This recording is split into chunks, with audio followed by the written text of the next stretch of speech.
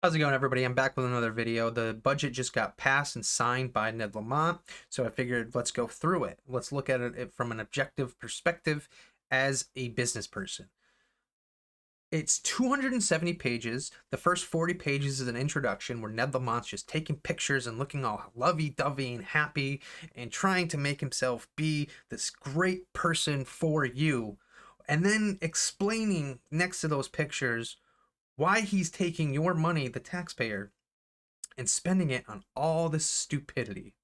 Then, for the next 60 pages after that, you get the numbers, followed by less of an explanation and more of a justification that they try with some of these different departments, followed by an appendix and some nonsense. So what I did to save everybody the time is I created a 5-page spreadsheet that is going to have the overview.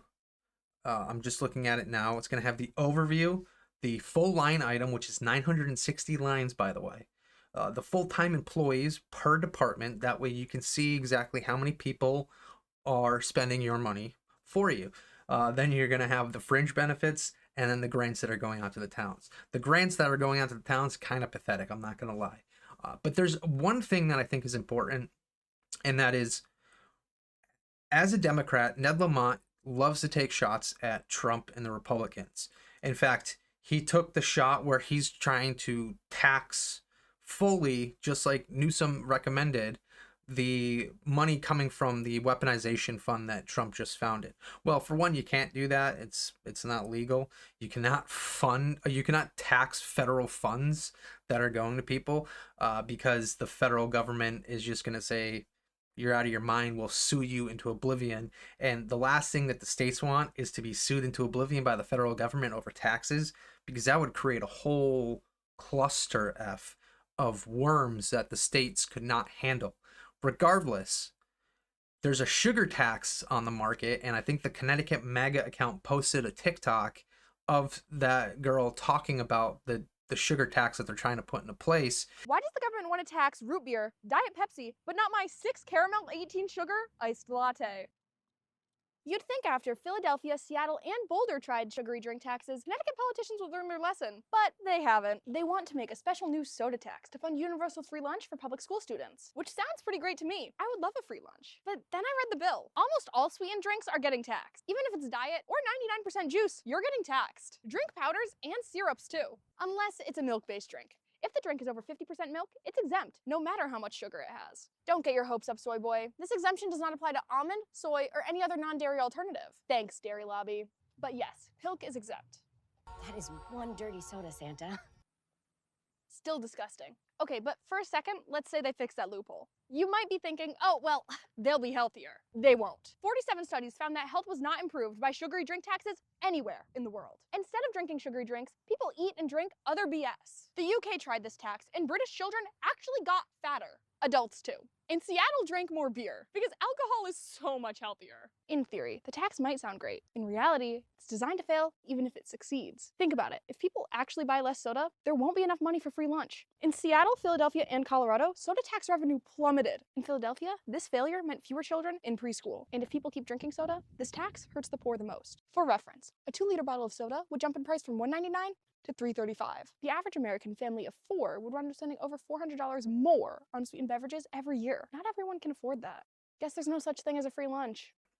So Lamont just takes every opportunity he can to tax the hell out of us in one way or another, just to help him raise funds so that he can spend it willy-nilly on all the nonsense that's in this budget that I'm going to show you. Well, here's the thing that is a common argument that we hear from the left, which is Connecticut pays the federal government so much money that the federal government can then use that to subsidize other states. Great. Sounds to me like the Republican states are a lot smarter because they're getting free money from the federal government, and their people are a lot happier because they're not getting taxed to death. Do you people realize how stupid that sounds, to be proud of the fact that you are charging your people so much money that they are subsidizing other states, and you're not smart enough to realize maybe we don't want to do that, and maybe we want our people to be happy.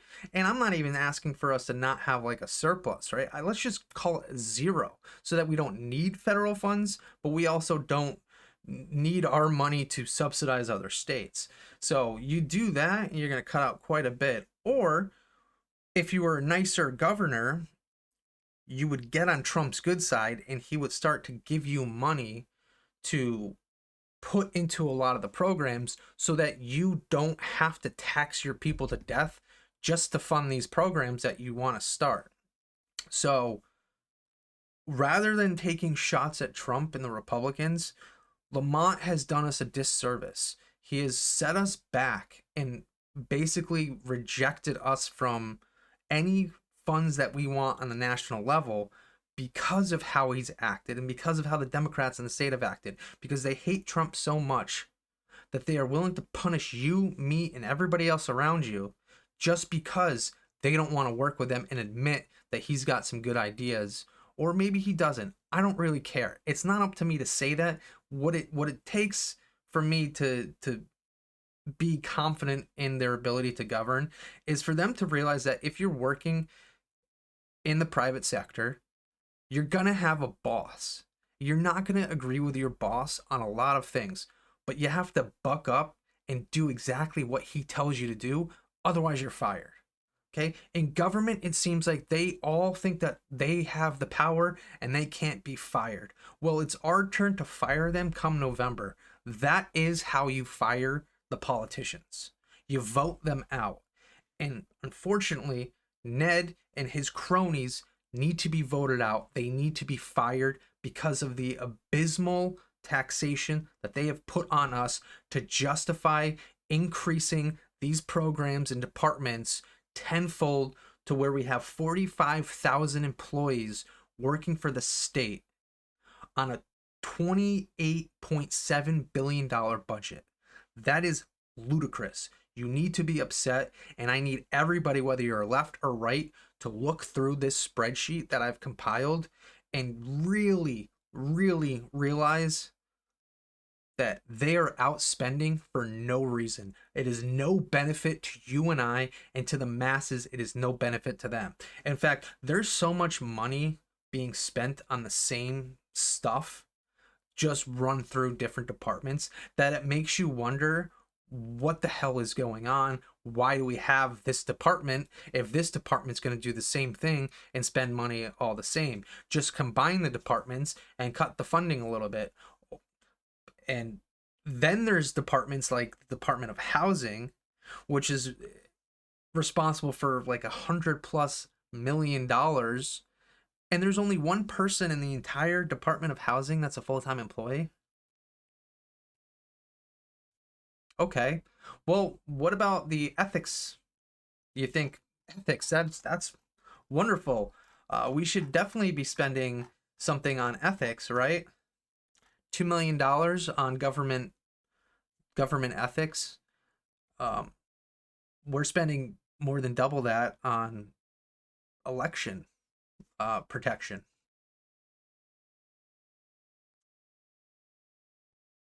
I don't know. I didn't sign this. You tell me, why would we need to spend more on the elections than we would on the government oversight and ethics, the GAO? I'm baffled. You should be baffled, because that's a direct slap to our face. That's saying that they think that they are so ethical, that they are so on top of everything, that they don't need to spend a lot of money and make sure that they are in fact on top of everything. But when it comes to our elections, we need to spend $4 to $5 million on elections, because that's more important than ethics. There's already acute accusations of voter fraud throughout the state. You doing that makes you look really suspicious. Really suspicious. And I'm going through this, and you're going to see some stuff that's really going to piss you off. Like the $50 million that we're spending on immunization services. You might ask, what is an immunization service? I'd tell you to Google it, but even Google's like, I don't know. Would it have to do with making sure kids take their shots? Why does that cost $50 million? Right? That's why this game that I want to play is, let's go through this and let's cut everything out that we want to and really reshape what the government should be spending and have you guys really give your opinion, because there's so many programs in here that you're just going to ask yourself, why are they getting money? Why is this funded? That's what happened at the federal level when Doge went in and just started cutting stuff off. And I know people have said we need to Doge Connecticut. Well, I don't think we need to Doge Connecticut. I think we just need to cut the stuff out. Anybody that has run a business can look at a budget and say, nope, nope, not a priority, very low priority. Maybe if we got federal funds, we can do this, but we're not going to increase taxes or create new taxes just to fund these ridiculous programs. Like the $4 million on gun violence protection or prevention. Okay, great. Still more than they're spending on ethics. The amount of things in here that they're spending more on than ethics is insane. How are they? They're not even policing themselves. And then we've got this whole workers' comp department, but we have a division of insurance. I come from the insurance department, and you're thinking, oh, well, that just means that they're paying out all that money. They don't pay out shit in that workers' comp thing. All they do is they use $100 million or so to educate people and make sure that you're getting your workers' comp. What's the insurance company's job? Just need to make a quick correction here. The WCC is different than workers' comp. So they could very well be spending $100 million on workers' compensation claims. But in the budget, the WCC is separate, and they have a $20 million budget. So keep that in mind. They're not even attorneys, right? They say we're not legal experts. So what the hell do you need $100 million for to educate people on workers' comp?